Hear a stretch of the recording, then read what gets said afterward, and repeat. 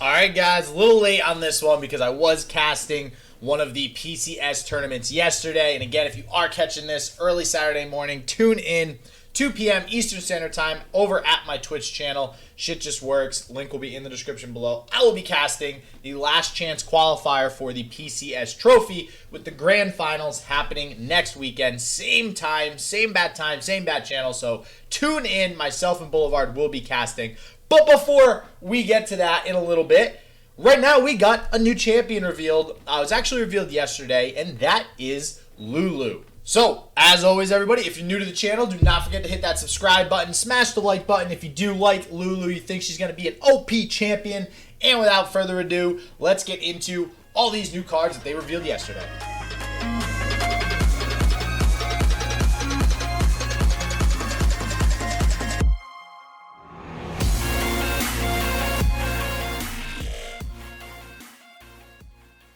Alright, so most of these cards are actually Lulu oriented or Lulu based. They're stuff that you get from Lulu. So before we get into Lulu, I actually want to go over the two other cards, so to speak, that they did reveal as well, with the first one being Fey Guide. So right off the bat, 4 mana, 3/3, seems for stats, obviously a little undercosted. Well, why is that? It's because when you play Fey Guide, you get to give an ally elusive. So first thing that comes to mind when I see this is it is an ally, not a follower, so you can grant a champion elusive. It also is grant, so it's not until the end of the turn. It is permanent. So after so many patches of elusives getting the ban hammer, getting some nerfs coming their way, we have a little bit of help. But what I will say is I don't think Fey Guide will actually be played in the typical elusive decks that we're used to. Those sort of aggro, one-turn kill, really hyper-aggressive elusive decks of old. I don't think that's the use for this card. I do think that there will be some new cool elusive decks that come from this card, which is why I like it. I actually don't think it's broken whatsoever. We've had Sumpworks map in here for quite some time since the game released, as we have had Ghost as well, even though that is only a one-turn spell in regards to giving something elusive. So I think this card is great. I think it's perfectly balanced. What I will say is I really hope that this card brings Shiraza to the forefront of the game. Finally, since closed beta, I have wanted Shiraza OTK combo, something to be a thing. It's been so hard to make her work, and I think that with something like Fey Guide and some of the other support units that we have, Shiraza may finally be a thing. So super excited to see this card. And super excited to see what giving elusive will do to some units in the game. So we have Startled Stomper up next, and I am excited to see some additional Overwhelm attribute given to the Targon region besides the Arbiter that we revealed in the first video. If you guys want to check that out, link will be in the description below, and thingy on one of these sides in the corner. Seeing this card with, again, another Overwhelm attribute makes me very curious as to what the remainder of the Targon cards will be. I've said since the beginning, and we're going to see this when we talk about Lulu here in a second, that I think that there's going to be some sort of Targon aggro Ionia build that happens, kind of similar to Demacia Ionia that we've seen in the past. And I'm very curious to see how that build ends up turning out once we see all of the cards revealed. So I don't hate this card. I also don't absolutely love this card. I don't think it strikes me as like amazing or anything absolutely ridiculous. I think it's okay. So as of now, I think this card will have some fringe uses in some, early game decks. Maybe being able to utilize certain things like Lulu, like we're going to see here in a second, or something like a Suit Up. All right, so we have Lulu. All right, so a lot of these cards, we're actually going to go over Lulu level 1, level 2, Help Pix, another card, Pix. So if you guys are familiar with League of Legends, you know what Pix is and who Pix is. So we're going to go over that as well as her champion spell. So to get started, let's go over Lulu herself first. So level 1 Lulu, little bit understated here. Obviously, it's a 3 cost, 2/3, so a little bit lower on the stat side, but obviously because she has one hell of an ability in her support ability. And before I get into that, can I just say hats off. as always, once again, to Riot for absolutely nailing the champion design on Lulu. Oh my god, like, when we go over help picks in a second, you're going to see, because if you, again, are a League of Legends fan, you've played Lulu before, you know that her E ability is help picks. They nailed the card. They nailed her champion abilities as well. So absolutely love to see the same look and feel as the original League of Legends champion. As for the card, love the ability. So when we talked about Tarek in a previous reveal video, again, link will be in the description below if you want to check that out.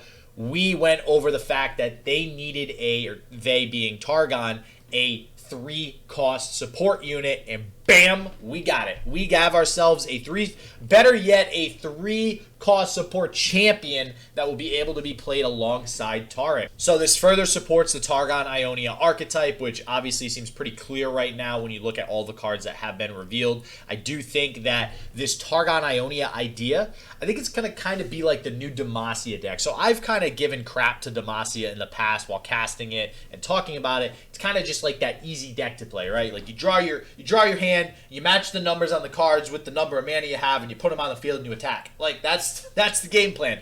I think that this sort of deck archetype with these support units that they're trying to build will be similar in that you just play stuff down, you attack. The only added layer of complexity is going to be, which unit do I support? And I say that because of her support ability, giving something 4/4. I mean, if you look in the reveal video that they showed, it's giving a Fleet Feather Tracker the support ability of 4/4. So now you have a 4/4 challenger on turn 3. That's really freaking strong, and that's with Demacia. Her level up ability, which is 3 units get supported, can happen while she's in the deck. It doesn't say that she sees 3 units get supported. It's our allies have been supported. Collectively, we have had 3 allies supported. It's a much easier target to hit than Tarek's, which is 7 allies, a lot more. And once you do level her up, not only does she get the typical +1/+1 of stats, but now, instead of 4/4, instead of getting a suit up on whatever you're supporting, you turn it into a 5/5. So it's a better suit up. On top of that, at round start, you get a help picks. Okay, love this card design. Oh my god. Her E in the game basically either shielded one of your allies or it gave you vision of one of your enemies. Okay, so this does the same thing. You either get a barrier on one of your units or vulnerable on one of your opponent's units. So I absolutely love it. It just makes me so happy to see this sort of card design as far as what the card does. Same thing with Tarek. You know, Tarek's ult in the game was given vulnerable and, you know, it just can't take damage. Just absolutely awesome what they're doing with these card designs. So the card in general, great. It does look like it does the same thing as the gems do, where you can't cast it in response to a spell or combat, which I like. It kind of looks like they're making that sort of effect a thing. So I don't know if they're actually going to assign a keyword to that in the future, but I do like that because either way, even if you can't cast it during combat or in response to something, you have a 1-mana barrier or a 1-mana vulnerable. That's good. That's just good, all right? Especially when you're playing an aggro deck, you don't actually care if you have to proactively play the barrier because it just means you're forcing damage through. And it means that you're guaranteeing that one of your units that you want to live lives. So regardless of whether or not you're able to play it in response to a removal spell, I think it's absolutely great. And this, her level 2, is I think what will take some sort of Lulu low-cost ally deck to the next level. And I say that because is Von Yipp, is that going to be a thing? Is Professor Von Yipp going to happen? I think it might. I think Lulu and Piltover and Zaun might also be a thing. So we might have a Targon Ionia deck with Lulu Tarek. We might also see a PNZ Ionia deck with Lulu and maybe even Teemo. Maybe we see a Teemo Lulu deck. Wow, that's scary. I apologize. I just put that out into the universe. That's not.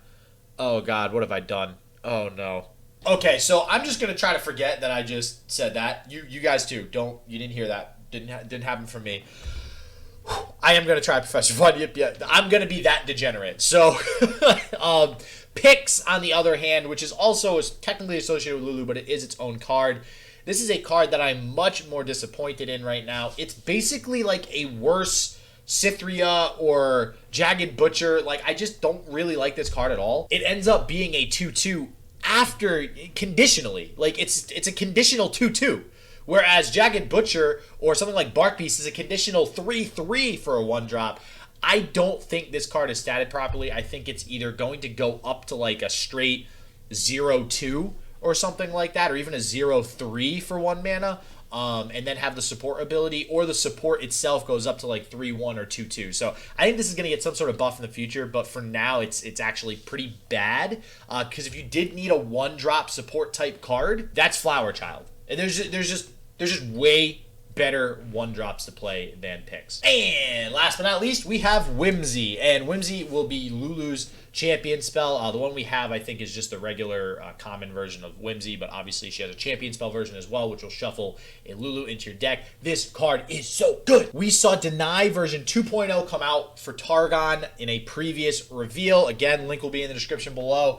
If that's Deny version 2.0, then this might be Deny version 3.0, because this is basically also denies a ton of cards. Now, obviously, on the surface, it's a great combat trick, right? You're in combat, you burst something down to a 1/1, now you're probably trading with it positively, unless your opponent has an additional buff, in which case it will revert back to its non-squirrel form later on. But this does basically negate something like a single combat, like a concerted strike, like a whirling death. That's just, to me, at burst speed, that is absolutely amazing. So I love to see a card like this. It's scary. Ionia might be even more of a control region after this card's release. The idea of playing like 3 Deny and 3 Whimsy, I mean, it seems kind of not plausible, just because that's 6 4-mana cards that are really just denying your opponent's stuff. You're not really getting any inherent value out of it, but I do love this card's design. I think it's great, and good to see the normal version of the squirrel. Good to see the non-buff squirrel in the game. Now, we can officially say that Legends of Runeterra is showing you exactly what hard work and dedication will achieve you, and that is in the form of squirrel and buff squirrel. Alright guys, that's it for Lulu. I am so excited to see what cards they reveal next, and I am counting down the days. We are now 11 days away from this set dropping into the game and letting everybody experiment with all these cards. God, I can't wait to make a Professor Von Yipp deck now. Oh my god. So, as always, everybody, I hope you enjoyed the video. Thank you for watching. Stay healthy. Stay positive. I hope shit just works for you. And peace out.